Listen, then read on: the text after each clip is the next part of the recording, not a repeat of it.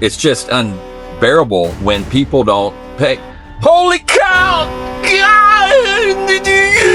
Today, I'm headed to Lakeland, Florida. I don't know what the day is going to bring, but I'm glad you clicked this video because it's the best thing that you've ever done in your whole life. Well, let's hope so. Picture up. Off to the races today. Man. I guess when I drive, it's time to rant. No, I'm kidding. Well, sort of, in a way. I was wondering if you guys I think this happens in business all across the board, but I think it's like a domino effect. I think I mentioned this before. I don't know. Well, what do I know? I'm starting to blur my real life conversations with this vlog. That's how much I'm doing this now. Every single day. It's been crazy. But yeah, man, I've just been thinking, dude, it's like so frustrating when you have like people, you do work or you even ask for the deposit down to even do the work, and I'll send it to you tonight, and you really need the money because I got things to pay, and it's just frustrating sometimes when people don't follow through. Like, yeah, all my people send the money tonight. I'm like, I don't have any more time to wait for this. I've done the work. Send me the friggin' money.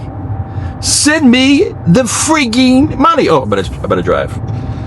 Anyway, any event, yeah, that's just frustrating to me, man. When people, and it's true because then I end up not paying bills and I'm late, and it's like a domino effect. You know, most people, even when you live a good life and you're not really worried about the day to day, but man, just keep other people in mind when you hire someone to do work or whatever. Just be mindful of that you're holding somebody up because you're just living the life and you're not really thinking about it. You'll get to it when you get to it. Come on, man.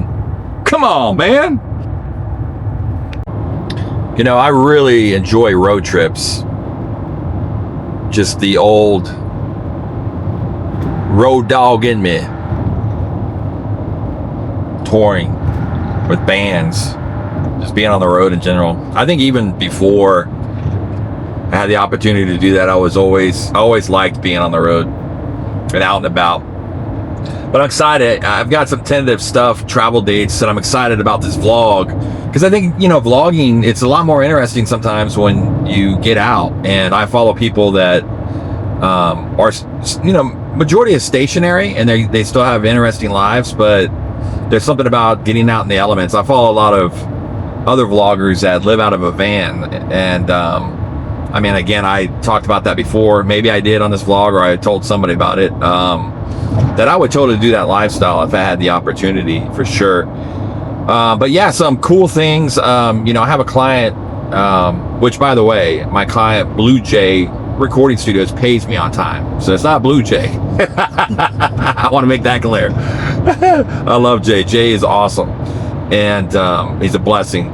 But he asked me yesterday, and I was all excited. He goes, "Hey man, you want to do a road trip to Nashville?" I'm like, "Man," and I go, "Man, Jay, doing a road trip together?" "Yeah, all right." He's like, I said, "Man, that'd be so much fun, man."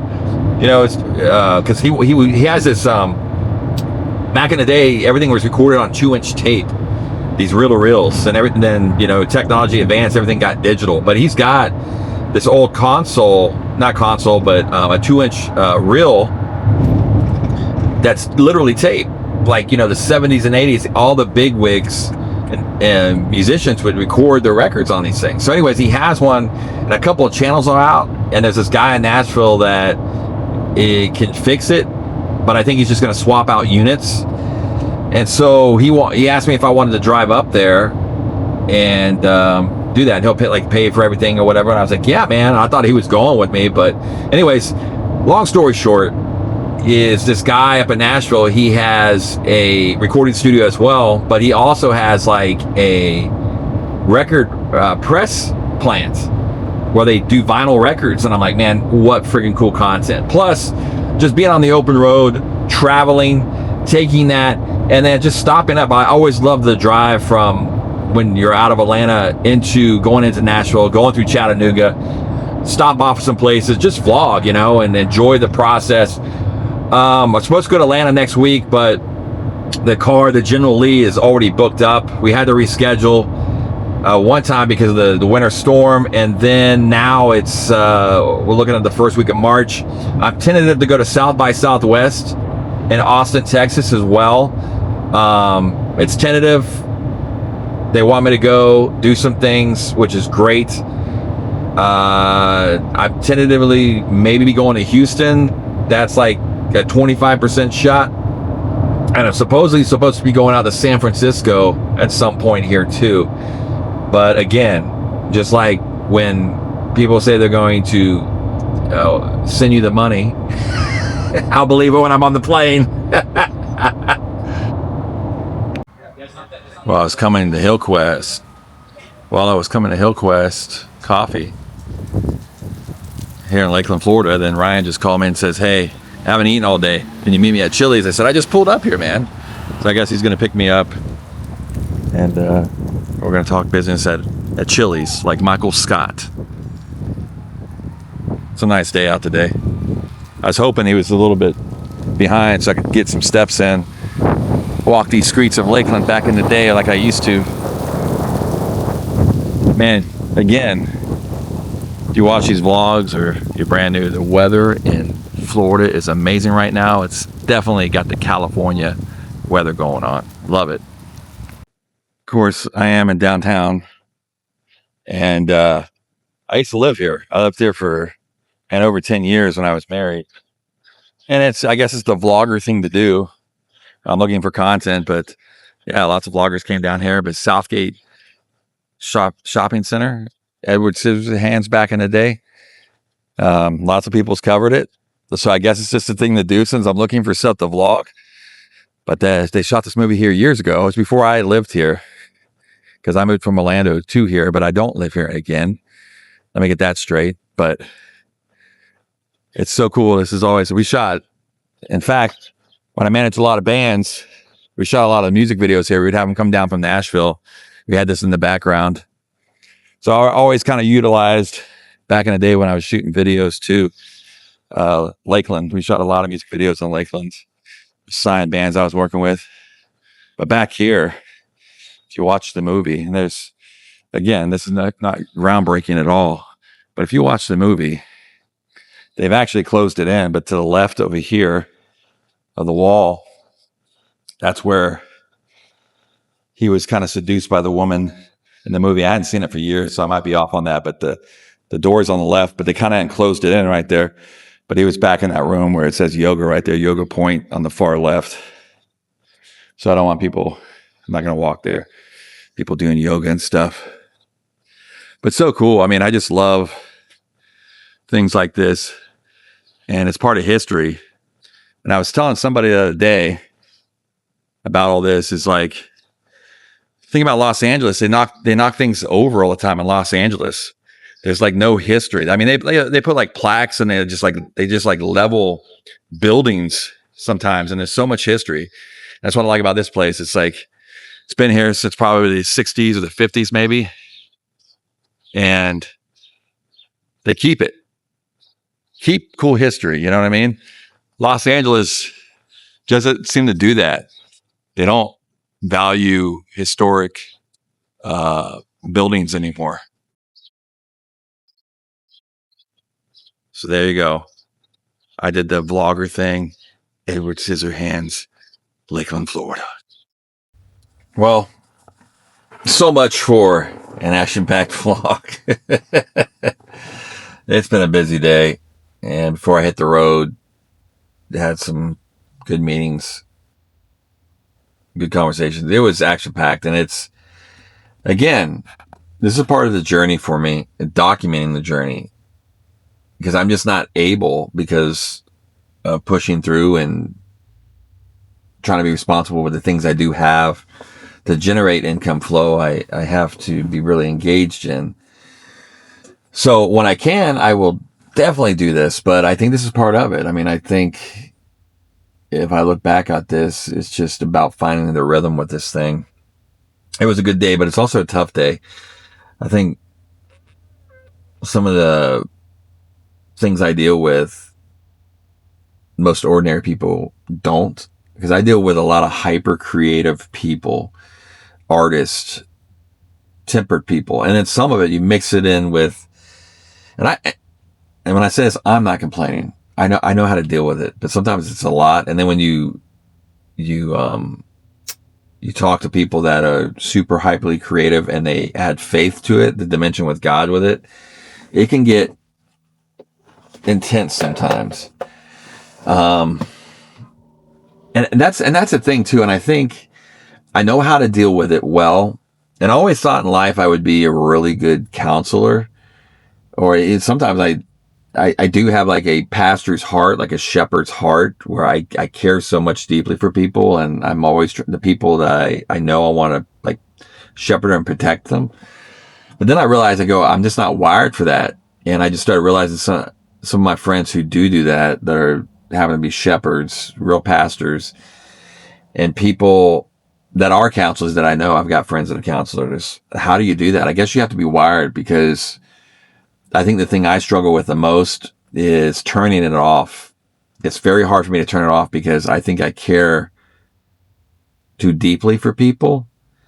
And it's hard. And I never could figure that aspect out. I think it's a thing. I don't know if I'll ever figure that out. I've asked some people that I respect. I actually went to therapy about it. I go, why do I feel this way? The end result? Why do I feel the heaviness? And I think a lot of people feel that. And it's just life. It comes and goes. And I sometimes I think I'm depressed, and I realize I'm really not. It's like I'm feeling deeply about a situation for somebody, or a situation that's going on with me. Because after tough conversations, I had a great day, but I feel the weight of the conversations I had today. It's just something I just can't take off my hat, put down. I'm like, man, talking to the Lord, take this away. I don't want to feel this. But I think when you have feelings for people that you truly love and you care about, you can't take that away. It's like being a parent. I love my kids no matter what they do. I always will love them. Whether they're talking to me or I'm close with them, or they're not talking to me, or they're mad at me. It's just, that's part of the journey of all this. That's what I'm coming to realize. And I'm also going to tell you this. I mean, if you follow me, I promise you this, that you're always going to get transparency. And sometimes you're going to get a lot of fun. Some days you might get a guy. I'm just an ordinary guy, creative guy, trying to flush this thing called life out. The second reboot of my life that I'm not proud of, but that's what you're going to get with this channel. That's what you can expect. One day I might be at the Magic Kingdom. The next day I might be driving down the road headed to Nashville, Tennessee. I do this day by day.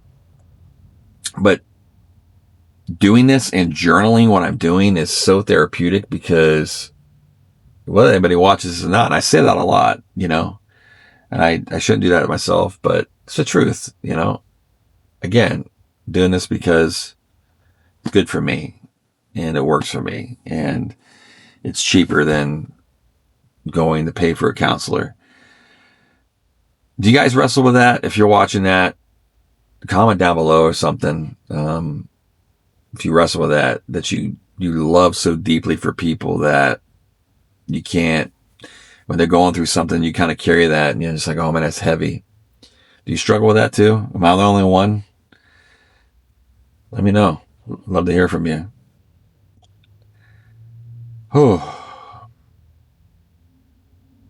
Also, I was going to say to this too, and I'll end here quickly.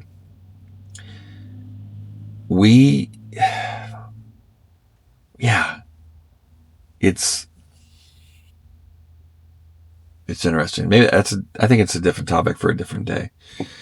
It's so much to unpack. Well, I will say it. I think I'd rather live the way I'm living right now than to wear a mask. And I've said this before. And I think what I think I'm searching for, I'm never going to find. And what I mean by that is, this portrayal of the white picket fence, the house. I think I said that a couple of weeks ago on the vlog, this mirage of this life. I don't think with life there's any normalcy. And I think of all the life I've lived, I'm learning that we can't control the narratives as much as we think we can. We can't. You know, I believe in God. God's bigger than that. God has the ultimate say, but he also gave us free will. He's not forcing us to follow him and worship him, you know, but I do believe in the God, and I do surrender my life to the Lord the best way I know possible. Some people just don't believe in that. I do. I've had experiences.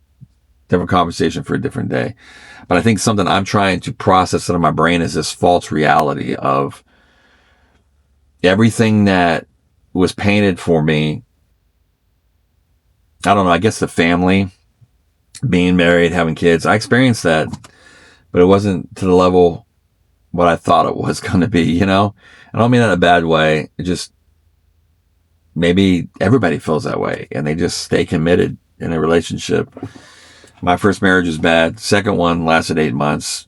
That was like right after my 15-year marriage. Moved in fast and with each other. And well, I met her like a year and a half after I was divorced. And she moved in. She had moved all her things in, and we felt bad because we had our church backgrounds. We had to make it right. We got engaged, but pushed it off. I don't think I really wanted to get married, but I did love her. And I believe we could have worked, but it just didn't work out. But anyways, that was like the love part of it. I think I experienced that, but that she, you know, she just took off, you know, it was crazy. So I have these moments and like thinking, I'm like, relationships got to be real. It's not going to be pretty. And I've been in a lot of relationships. Trust me. I could write a book about it. I made a lot of mistakes. I'm talking about marriage just in general, being in relationships with women and relationships with business partners and things. And I've learned a lot. And I just don't think, you know, society paints this picture for us of what it's going to be or what it should be, defined it, and it's never that way. At least from my sense. I mean, I've known people like, oh man, I love my wife, man. We have a great marriage. We've been married for 25 years, man. We're still passionate. And that's great. I'm glad they got to experience that. I haven't, at all. I've been in love. Yeah. And granted, you know, no one's perfect. People's going to piss you off. Doesn't matter how great that person is. So they're going to piss you off eventually. And how do you work through that? And that's what I'm scared of. I think me being in another relationship is, am I able to do that? Because I've had to turn it off so much. You know, I was like, there's like this switch where you've been hurt so much over the years that immediately you just go click.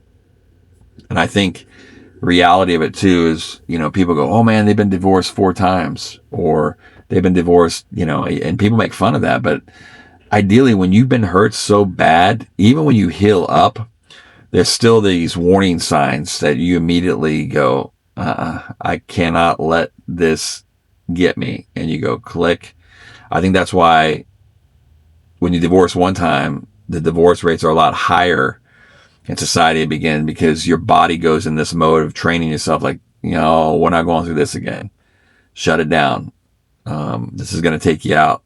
So I get it. Once you go through, people can judge all day long, you know, and I'm just using an example. There's a lot of things outside of divorce and things of that nature. People have moral failures and things of that nature, and people are like, oh, point the finger. What's take that person down.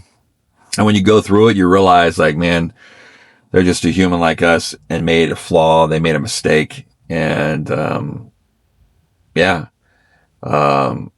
I've had it all happen to me, you know, I've lost a prominent job because a girlfriend got me fired for not being faithful to her. I get it, you know. So I'm trying to reprogram my brain, renew my mind daily to things that society's told me, that create an narrative in my head how it should be. That's why a lot of people think I'm crazy of where I came from, what I used to talk about, what I believed in, how I am now. Like, well, what happened to you? what happened? Did you clicked off the switch? I said, yeah, because I want truth. I don't want to be told and fed information that this is how it should be. Because if this is how it should be, I can accept this. It's a false reality. People telling me how it should be because it works for them. Because what works for them didn't work for me. And vice versa, probably. Whatever floats your boat, do it. You know, I mean, I can't tell you how you live your life. I've tried to correct things in my life and to the best of my ability, and I put faith into it as well. But here I sit at 53 years old, and I still got a lot of questions, man. I still got a lot of questions about this life. And when people tell me things, it's like when you've been through stuff, people say things to you, and you know it's just a superficial answer. I've talked about that before too. But this is where I'm at right now, and I'm figuring this stuff out. So if you ever gone through this too, comment down below. Also, man, if you got somebody in your life, you got a significant other, man, hug them tight. If you got a good relationship, even if you got a bad one, if it's worth saving, man, do it. Try to work hard, because the end result is the other side is not great. It really isn't. Yeah, was I in a bad first marriage? Yeah. Should we probably not got married? Yeah. I don't have any regrets that I did. I just thought it was a thing to do. You're supposed to pick somebody out, and if you liked each other, you're attracted to each other, you get married. But we got married fast. Realized we were completely two different people. And sometimes that works. But when you can't support each other, then you try and try, you do all these things and it doesn't work out. It's kind of like, wow. And 15 years later, you're like, man, 3 kids later, that I'm so thankful for. That is the best thing that's ever happened to me out of that marriage, was those kids. So if you have somebody, love them, give them a kiss. Don't neglect that person being by your side, because they may not. You know, we don't control the narrative of life. You know, we can't control people. We can't live in the moment of who you have in your life. Tell them you love them, kiss them, go take them out on a date. Man, Valentine's Day, man, if you got a woman, guys, do something romantic. Show them that you care. Get out of the routines. If I can tell you anything, don't get stuck in a routine. And what I mean by the routine, because I say that I'm a very routine person, which I am. There's certain routines that are healthy.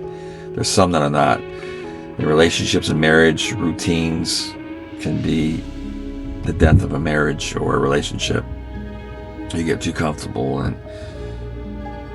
you know, you're not spending the time that you need with each other. You sit there and turn on Netflix and look at your phones and don't even talk. One's offended at each other, and they put up a wall. Been there, done that. Don't do it. If you're doing that, fight for it. Also, if you're going through something, don't be so hard on yourself. It's a new day tomorrow. New beginnings. Also, something that's helped me, like it's helping right now, document the journey. It might help, even if you don't release it. Just turn on your camera, your phone, and go, and you'll feel better. Trust me, you'll feel better. I'm telling you, sometimes you just got to talk it through. Yeah, Lord willing, we'll see you on the next one. Sorry, this is just so deep, but that's where I'm at today. This is part of the daily journey. Lord willing, we'll see you tomorrow on Creative on the Mint.